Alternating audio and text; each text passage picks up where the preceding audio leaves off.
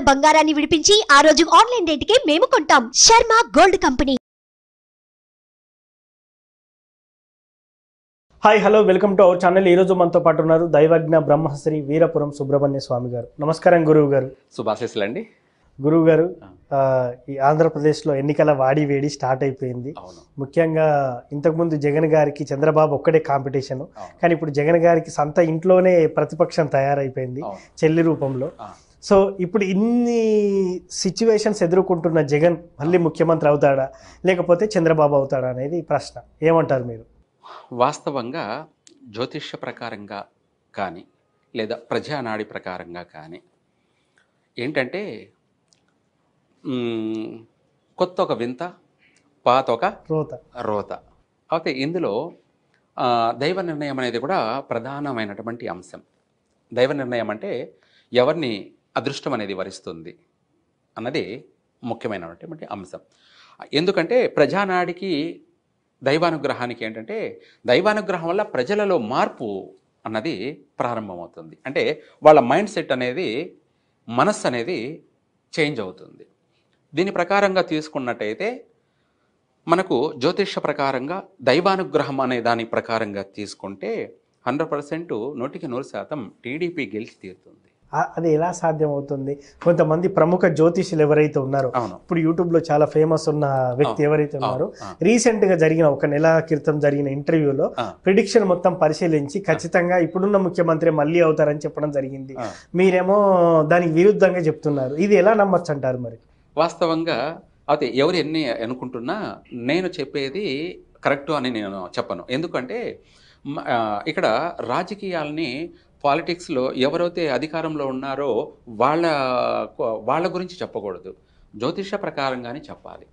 అంటే ఇప్పుడు ఎవరైతే అధికారంలో ఉన్నారో వాళ్ళకి అనుగుణంగా చెప్పడం అన్నది కాదు, ఏది జరగబోతున్నది అనేది కూడా మనము క్లారిటీ ఇవ్వాలి. అందులో జాతకరీత్యా కొంత ఆపోజిట్ ఎవరికి, జగన్కి జాతకరీత్యా జాతకరీత్యా ప్రజలలో వచ్చేటప్పటికి రెండు విధాలను అటు ఇటు సమపాలనలో ఉన్నాడు. అంటే ప్రజాభిప్రాయంలోకి వచ్చేటప్పటికి సమపాలనలో ఉన్నాడు. ఇవన్నీ కలుపుకొని చూసుకుంటే మనకు రేపు ఎలక్షన్ జరగబోయేటువంటి సమయం తీసుకుంటే ఇక్కడ ఇద్దరు కలిసి ఉండడం, ఎవరు, తెలుగుదేశం, పవన్ కళ్యాణ్, జనసేన కూడా కలవడం, ఇది కొంతవరకు కలిసి వచ్చే అంశము. ఆ విధంగాను ప్రజాభిప్రాయ ప్రకారంగాను జాతకరీత్యాను ఇప్పుడు డి అంటే డి అన్నట్టుగా ఉంది. వీళ్ళిద్దరూ కలిసినా ఒకటే, కలవకపోయినా ఒకటే. జగన్ అయితే స్ట్రాంగ్గానే ఉన్నాడు. ఇందులో ఫైనల్గా నిర్ణయం ఏమిటి అంటే అధిక శాతం స్థానాలని గెలుచుకునే అవకాశం టీడీపీకి మాత్రమే దక్కుతుంది. అయితే జగన్ పూర్తిగా బాగా స్ట్రాంగ్గా ఇచ్చినప్పటికీ కూడా వ్యత్యాసం కొద్ది తేడాతో ఓడిపోయే ఛాన్స్. సార్, ఇప్పుడు చంద్రబాబు జాతకం బాగుందంటారా మరి? మీరు దైవానుగ్రహంతో అవుతుంది అంటున్నారు. ఇటీవలి కాలంలో చంద్రబాబు రాజశ్యామల యాగం కూడా, చండీ యాగం కూడా చేసినట్టున్నారు.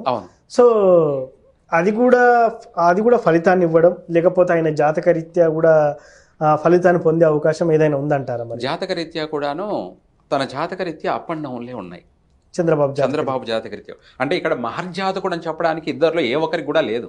ఓకే, అంటే 100% ఈయనే మహర్జాతకుడు, 100% ఈయనే మహర్జాతకుడు అని చెప్పడానికి కూడా ఇక్కడ లేదండి. ఇద్దరిలోనూ అప్ అండ్ డౌన్లు ఉన్నాయి. అందులో ఇక్కడ ఏంటంటే ఇతను చేసినటువంటి కొన్ని పూజా ఫలాలు, రెండోది వచ్చేసి ఇంకొక పార్టీని కలుపుకొని వెళ్ళడము, రెండోది వచ్చేసి ఆంధ్రప్రదేశ్ యొక్క భవిష్యత్తు గురించి ఏమిటి అన్నది ప్రధాన అంశం. అలా తీసుకుంటే దాని ప్రకారంగా కూడాను టీడీపీ గెలిచే అవకాశమే, అంటే అతి తక్కువ శాతంతో మెజార్టీ, అంటే మన వైఎస్ఆర్సీపీ కన్నా కూడా ఒక తక్కువ. అంటే ఈ పార్టీ అనేది సపోజ్ మనకున్న స్థానాల్లో ఈ వైఎస్ఆర్సీపీకి మించి ఒక 10%, అంటే సపోజ్ ఇప్పుడు ఒక 50 స్థానాలు వైఎస్ఆర్సీపీ గెలుచుకునింది అనుకోండి, మిగతా స్థానాలన్నీ రెండు కలిపి గెలుస్తాయి. సార్, ఇక్కడ ఇంకో చిన్న సందేహం.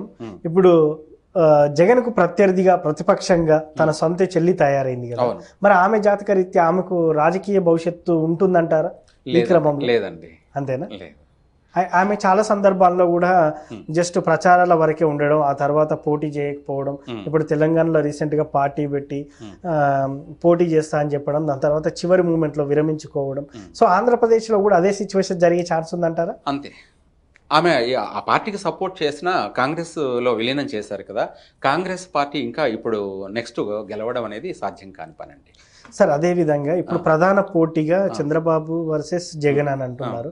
సో పవన్ కళ్యాణ్ కూడా మనము హీరోలు అని కూడా కొంతమంది అంటున్నారు. సో ఆయనది ఏమైనా పాత్ర ఉందంటారా సార్? మరి అంటే ఆయనకు కూడా గతంలో పోటీ చేసినా కూడా 2 చోట్ల ఎమ్మెల్యేగా ఓడిపోయిన పరిస్థితి ఏర్పడింది. సో ఇప్పుడు ఆయన రాజకీయ భవిష్యత్తు ఏమైనా ఉండబోతుంది అంటారా? అయితే ఈశ్వరికి టీడీపీతో కలిపి పొత్తు పెట్టుకున్నారు కాబట్టి ఈశ్వరికి తనకి కొంచెం మంచి అవకాశం, తన కీరోలు పోషించే అవకాశం ఉంది. ఎవరికి? పవన్ కళ్యాణ్. అది 100% జరుగుతుంది. సార్ ఆయన గెలిచే ఛాన్స్ ఉందంటారా ఇప్పుడు? అంటే ఈ ఎలక్షన్లో ఆయన ఇప్పుడు పొత్తులో భాగంగా పోటీ చేస్తే గెలుస్తారంటారా? మరి కొంతవరకు గ్యారంటీగా గెలుస్తాడండి. అంటే తను ఇంతవరకు తన స్థానాల్లోనే ఓడిపోయాడు. ఈసారికి మామూలుగా తను ఎమ్మెల్యేగా గెలిచే అవకాశం మాత్రం 100% జరుగుతుంది. సో జగన్ గారు నిజంగా ప్రతిపక్షానికి పడిపోయే ఛాన్స్ ఉందని మీరు అంటారు? అవునండి, జాతకరీత్యా. సార్ ఇప్పుడు చాలా మంది గెలవడం కోసం చండీ యాగం, రాజశ్యామల యాగం చేస్తూ ఉంటారు. గతంలో కేసీఆర్ ఎన్నోసార్లు చేశారు కూడా. సో అయినప్పటికీ కూడా ఓడిపోయారు. అదే ఇప్పుడు జగన్ గారు చేస్తే మళ్ళీ గెలిచే ఛాన్స్ ఉంటుంది అంటారా? లేకపోతే ఇది కర్మ సిద్ధాంతాన్ని బట్టి అనుసరించి ఉంటుంది అంటారా? ఎలా అంటారు? కర్మ సిద్ధాంతం వాస్తవం. అంటే చేసుకున్న వారికి చేసుకున్నంత మహాదేవ. ఓకే. మనం ఇక్కడ ఎన్ని యాగాలు చేసినా దాంతోపాటు మనకు గుడ్ టైం కావాలి, పాజిటివ్ ఎనర్జీ కావాలి. అంటే దైవానుగ్రహం అనేది, అంటే అది కూడా దైవానుగ్రహం కోసమే కదా. అంటే అందులో కూడా చేసే ఒక విధి విధానాలు అనేది ముఖ్యం అన్నమాట. ఇందులో వాస్తవంగా ఇద్దరి జాతక రీత్యా మనం చూసుకున్నట్టయితే ఏ ఒక్కరు మహర్జాతకులు అని చెప్పడానికి ఏం లేదు. కానీ ఇక్కడ ఇద్దరు పార్టీ కలిసి రావడం ఒకటి, రెండోది వచ్చేసి ఆంధ్రప్రదేశ్ భవిష్యత్తు గురించి ఆలోచన పరిగణలోకి తీసుకొని చూసుకుంటే తెలుగుదేశం పార్టీ కొంత మెజార్టీతో తను గెలిచే అవకాశం ఉంది. సో మొత్తానికి మళ్ళీ బాబు గారు ముఖ్యమంత్రి అవకాశం అవుతారు. సో మొత్తానికి మళ్ళీ బాబు గారు ముఖ్యమంత్రి అయ్యే అవకాశం ఉంది మీ మాటల్లో తెలుసుకున్నాం. Thank you very much. సర్వేజన సుఖినో భవంతు. చూసారు కదా, ఎలక్షన్ వేడైతే మొదలైంది. బట్ ఎవరో రిజల్ట్ అనేది కూడా మన గురువు గారు ముందే చెప్పేశారు. సో రిజల్ట్ కోసం మనం కూడా వెయిట్ చేద్దాం. Thank you.